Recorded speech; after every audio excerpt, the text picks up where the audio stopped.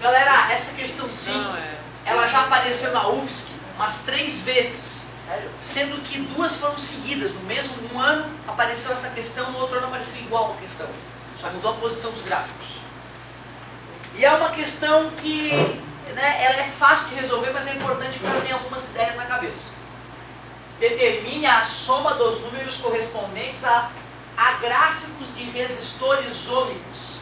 O que é um resistor ômico mesmo? Que apresenta valor da resistência constante. E o que é resistência elétrica mesmo? Resistência elétrica é tu pegar a voltagem e dividir pela amperagem, pela corrente, pela intensidade de corrente. Ótimo. Então, peraí.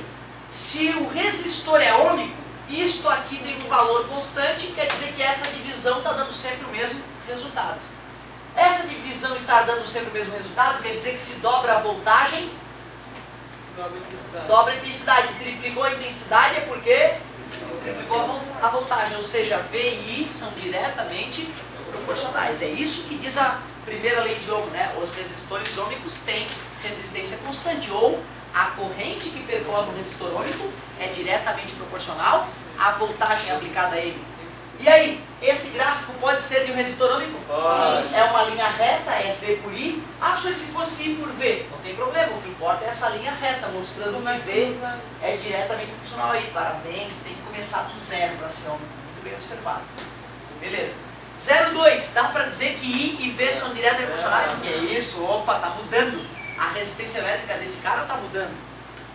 Será que está aumentando ou diminuindo? É delicado isso, tu não pode confiar no fato de o gráfico estar subindo, está aumentando. E eu te confesso que eu não sei responder de cabeça. Eu preciso fazer uma análise com calma para responder. Tu concorda que antes a inclinação era menor e agora a inclinação é maior? Então eu poderia pegar esses 2 gráficos aí e calcular a resistência desses 2, né? Professor, mas não tem número? A gente cria. Vamos pegar aqui, ó, 10 amperes, tá vendo aqui? Bonito, ó, 10 amperes. Para um dos caras, qual era a voltagem? Pode ser, vou botar um número grande para ficar fácil de dividir, 20. E para o outro? 60. Muito bem, 60. Pegou perfeitamente. Como é que deu, aí vou chamar de A e de B. Qual é a resistência do sujeito A? Tu pega a voltagem, que é 20, e divide pela corrente, que é 10. 20 dividido por 10, deu 2. A linha A está dando 2 ohms de resistência. Vamos fazer para o resistor B. Voltagem, 60. Corrente, 60 dividido para 10. 6. Quer dizer que no gráfico I versus V, quanto mais inclinado, menor a resistência. Ou seja, esse resistor está aumentando ou diminuindo? Está diminuindo, está ficando cada vez mais inclinado, né? A resistência está diminuindo. E se fosse V por I? Estaria aumentando, ou seja, não tem que decorar, tem que aprender a usar o gráfico, pensar um pouquinho e responder. Legal. Manda. Pode falar, pode falar. É ômico então, né? Não, é isso. Ser ômico tem que ser uma linha reta. E o 0,4? É ômico, o gráfico não é V por I, o gráfico tem R. E o R não está sempre com o mesmo valor? Então ele é ômico também. E esse aqui, V por R, olha ali. Quem é que está constante? É a voltagem, né? Se a voltagem está constante, o R era constante, mas não está, o R está subindo, está aumentando o valor do R, é um absurdo. Então esse cara aqui não é ômico não. 4 mais 1, 0,5 gabarito dessa questãozinha. E eu piorei, cara, essa aí está muito pior que a tua está mais fácil, não dá nem para acreditar.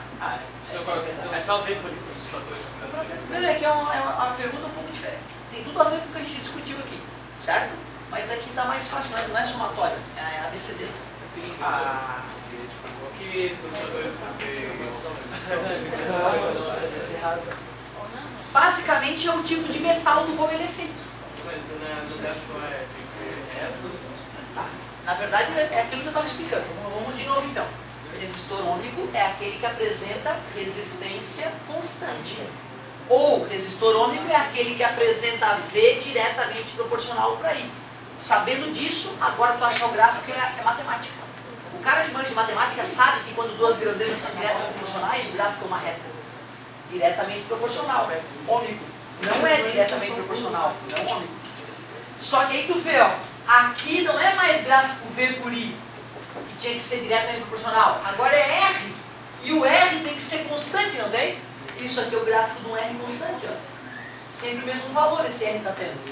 Então o aluno tem que ter essa noção de matemática, que esse gráfico representa o mesmo valor para R o tempo todo. Por isso o resistor ômico, R constante. Esse gráfico é V por R, ou R aumentando. O R no começo era 0, ó.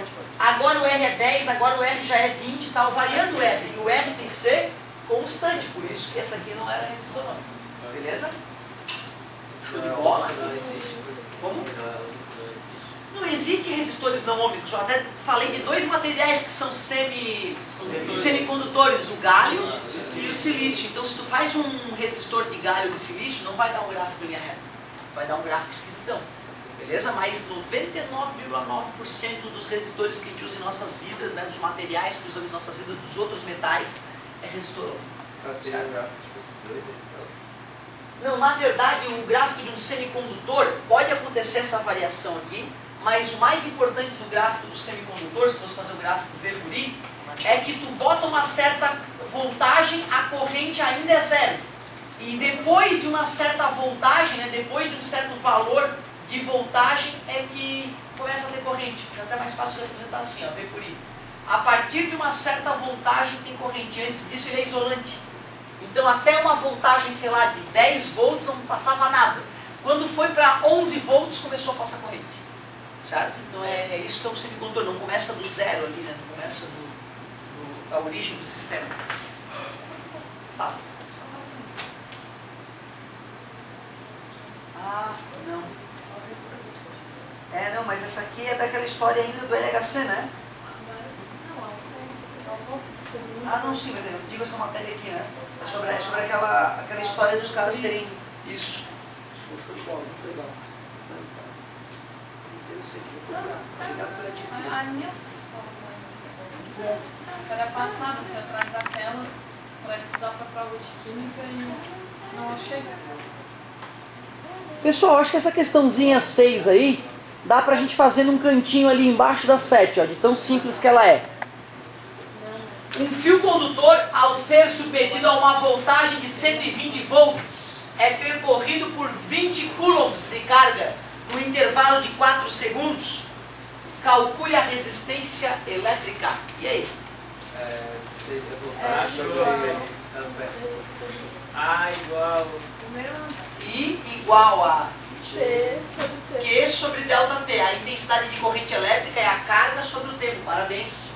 A intensidade de corrente elétrica é a carga foi 20 coulombs. E o tempo? 4 segundos. Dividindo isso, nós temos uma corrente de 5 amperes. Parabéns. Primeira parte foi. E agora? R é igual V sobre I. Definição de resistência elétrica. R é igual 120 era a voltagem sobre 5, que é a amperagem. Resistência elétrica, 100 dividido para 5 é 20, 20 dividido para 5 é 4, 24 ohms. Ohms é uma palavra bonita. Essa é boa. Eu prefiro mulher. Mulher. Homem eu não gosto muito. Ô galerinha, olha só, ficou pequenininho, mas eu estou dando um zoom ali para a galera enxergar. Primeiro calculamos a corrente, né? Fazendo o Q sobre delta T, achamos a corrente, deu 5 amperes. E aí depois fomos na definição de resistência elétrica, substituímos a voltagem à corrente, calculamos a resistência, 24 ohms.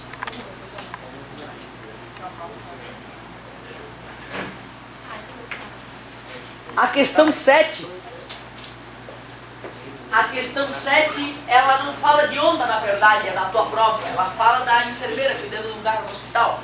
Mas eu coloquei onda, que está mesmo, na verdade. Uma onda realiza 20 oscilações em 4 segundos. Determine, como é que se calcula o período, meus amigos? É o tempo que leva para completar uma oscilação. Vamos fazer uma regrinha de 3 então. 20 oscilações demorou 4 Segundo. segundos. Período é o tempo para completar uma oscilação. Aí tu acha o período. Cruz credo. 20 vezes t é igual a 1 vezes 4. Tá multiplicando, passa 4 sobre 20. Simplifica, dá 1/5, que é 0,2. Coincidentemente também 0,2 segundos. Como é que eu acho a frequência? É o inverso do tempo. Mais prático do que fazer a regra de 3 de novo é simplesmente fazer 1 sobre 0,2, que é 10 sobre 2, que é 5. De qualquer maneira, eu vou fazer a regra de 3 porque é importante vocês entenderem que é uma ferramenta bacana usar a regra de 3. 20 oscilações, 4 segundos. Quantas oscilações em 1 segundo? Eu escrevo 4F é igual a 20, F é 20 sobre 4, como a galera percebeu, 5 o que mesmo? Hertz, bonito Hertz. Milhão. Megahertz é milhões de oscilações. Então, 100 megahertz quer dizer que os campos eletromagnéticos da onda eletromagnética oscilam 100 milhões de vezes em um segundo. Algo absurdo para a nossa realidade humanoide. Que beleza! Mais uma questãozinha então revisada para a prova.